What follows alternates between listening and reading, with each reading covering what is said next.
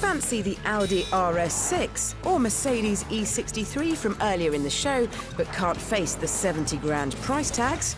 Then you're in luck. Growling engines, stealthy styling and the ability to demolish motorways. These are the cheapskate alternatives to the Mercedes and the Audi. And instead of costing £70,000, these can be had from as little as 1,500 quid. My cheapest choice was once lusted after by every company car driver in Europe, the Ford Mondeo ST220 from just £1,500. The name of this fast Ford is inspired by how much power it's got. 220 HP from a 3-litre V6. The engine is shared with Jaguar, and as such, it is as smooth as you could hope for.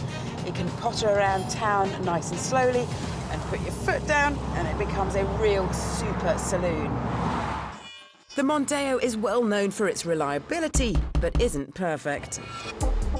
First, make sure the handbrake works effectively. If it doesn't hold the car or it's difficult to release, it could point to seized cables at the rear brake calipers. To fix that on both wheels will cost about £700.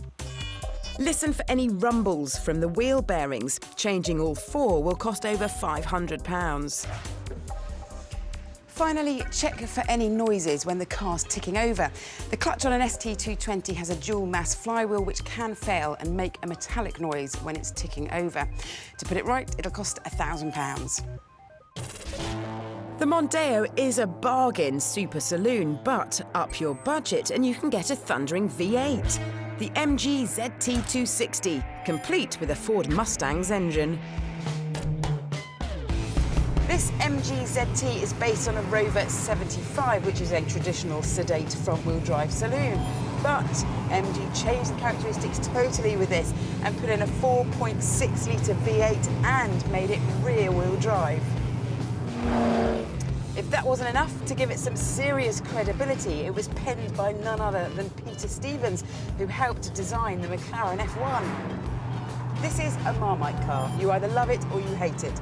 The handling isn't brilliant and the car hasn't aged particularly gracefully, but only 500 were ever made, so you're buying a little bit of exclusivity. You can't get a beefier car for the cash, but before you buy, have a look underneath. Some are starting to show signs of corrosion under here on the subframe, so check this cross tube for any serious signs of rust and have a good poke around for weak spots. Big structural work can set you back £3,000. The sunroof can leak too, so feel for damp under the carpets. Finally, the cooling system has a tough job keeping such a big engine at the correct temperature, so check all the joints and the pipes, particularly this heater pipe, which is notorious for splitting. Repairs can cost anything from a few quid for a new hose to £300 for a new radiator. My next choice is a real cult hero, the Audi RS4, now on your driveway from just £15,000. It seems only a few months ago that this car was on sale, brand new, for £50,000. And it is incredible to think you can pick one up now, second-hand, for the price of a Ford Focus.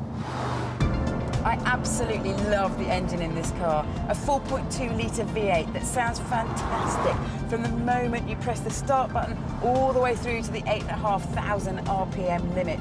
It is an engine that is worthy of going down in history as one of the best power plants of all time.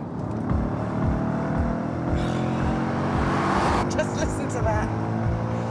And when it comes to handling, it's not as agile as a BMW M3, but its four-wheel drive system makes it phenomenally quick from A to B and incredibly reassuring to drive all year round. The RS4 is one of the greatest used car bargains of the moment, but it's not without fault. The engine can get choked up with carbon deposits if it's not driven regularly or if, heaven forbid, the car is driven too gently. So, on your test drive, check for any flat spots in the power delivery or any smoke coming out of the exhaust. An engine clean can set you back about £500. Nothing wrong with this one, though. Check for coolant leaking under the front wheel arches too. It's around £600 to put that right. Finally, brakes. A new set of discs and pads will set you back nearly £2,000. So check for any serious ridges on the disc and for a big lip at the edge, because both are signs that it's getting towards the end of its life. So, if your budget doesn't stretch to a brand new RS6 or E63, then don't fret. You can get a brawny super saloon for a lot less.